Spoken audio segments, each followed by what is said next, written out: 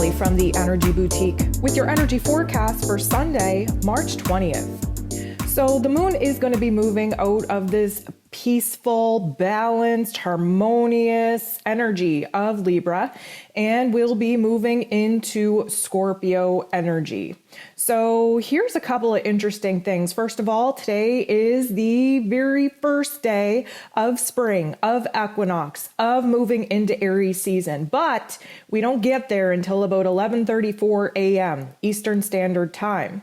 So it's interesting to me that the moon is going to be in Libra, giving us balance, giving us peace, giving us harmony, trying to find the reset.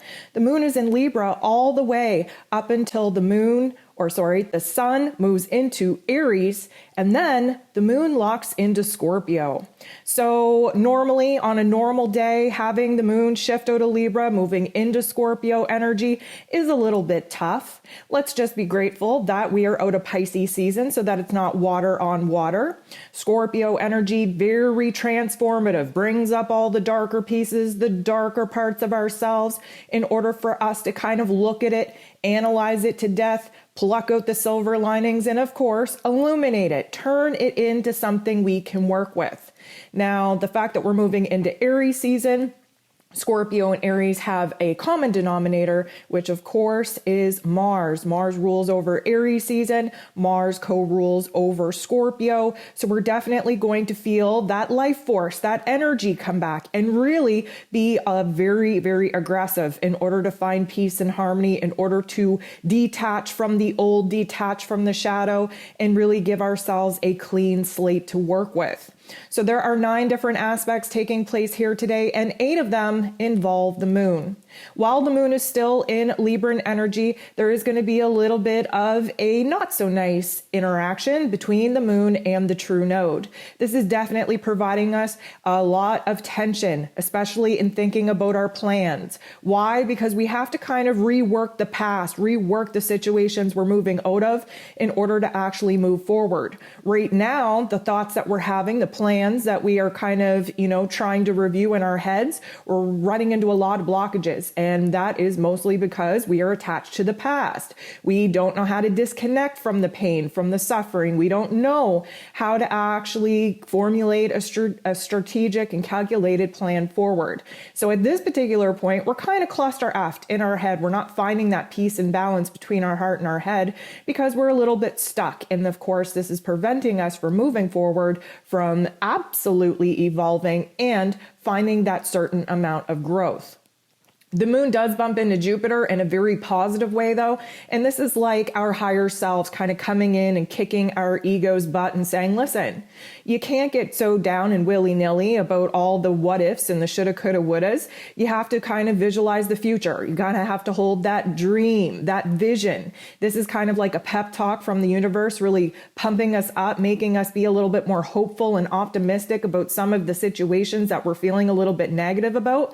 But it doesn't last long, because the moon goes ahead and squares Pluto. Pluto, of course, the god of the underworld, ruler of transformation, highlighting for us the pain, the triggers, the suffering, the old, the dark, in order for us to either make a choice. Are we going to set up camp there and sit in this state of paralysis, or are we going to let it inspire us, motivate us to push ourselves past these blockages, move ourselves through the pain, through the fear, and actually make something out of the darkness in which we've already experienced. So this is going to bring up a lot of pain, a lot of trauma. And of course, that moon in Libra wants to keep things in the shallow ends of our thoughts and our emotions. And Pluto just isn't having it. He's very deep. He's very intense. He's very obsessive. We have to think about it and just be so sick of it all in order for us to be backed into a corner, for us to actually make a change. So, the fear of failure, the fear of rejection, the fear of abandonment, all of these issues are coming up for us because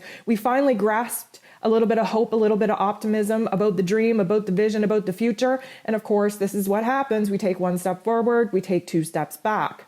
The moon goes ahead and bumps into Neptune in the most perfect timing because this is our higher self kicking back in again. This is like a stream of insight coming in from our higher selves. Our intuition is very strong. We are grasping that vision once again. We are using the darker force energies as motivation in order to motivate us, act as the catalyst, act as an inspiration to push our asses out of this darkness, out of this rut, out of this block, and to evolve, to enlighten ourselves, to actually take a stance on wanting to move forward.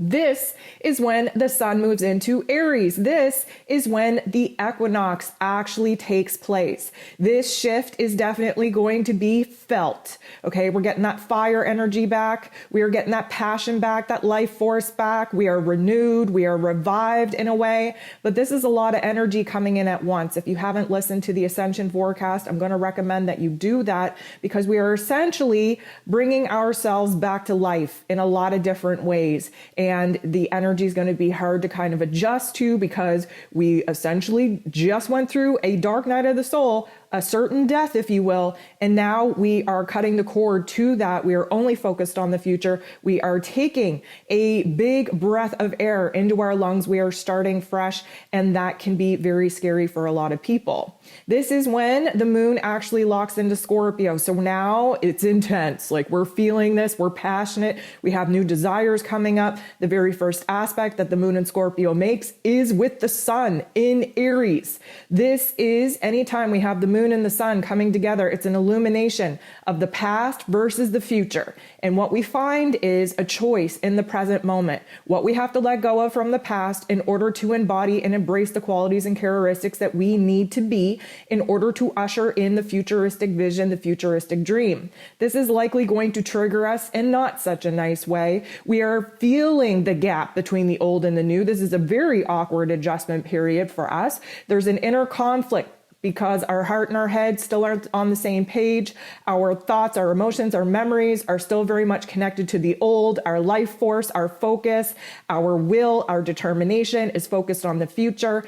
And somewheres in between, we have to do some purging, some cleansing, some revitalization, if you will, some realization on the qualities in our mind space and our heart space that we absolutely have to divide within ourselves in order to break free from the past and actually transform ourselves into the futuristic version of ourselves that we need to be. The moon is going to bump into Mercury and Jupiter. Now, let me just tell you, this isn't the most pleasant interaction. This is going to make it very hard for us to get our heart and our head on the same page. It's definitely going to make it very difficult for us to communicate our thoughts and our feelings outside of ourselves. This is very much a realization where it is that our mind space, our narrative is stuck in the past, creating these blocks from us actually moving forward. We get these realizations on where it is that we need to clean out that mental narrative and actually turn it into something positive.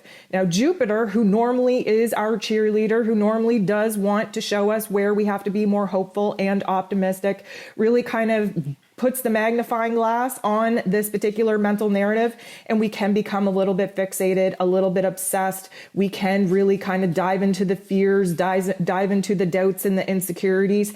And, again, we have a choice. Are we going to set up camp there, or are we going to use this time to really kind of float through our thoughts and feelings and come to a certain point, a grounding point, where we cut the cord, we decide to abandon all of that negativity, all that fear, all that pain, and push our new want, needs, and desires, push through all the pain and the suffering in order to actually see if we can bring some of these elements to life.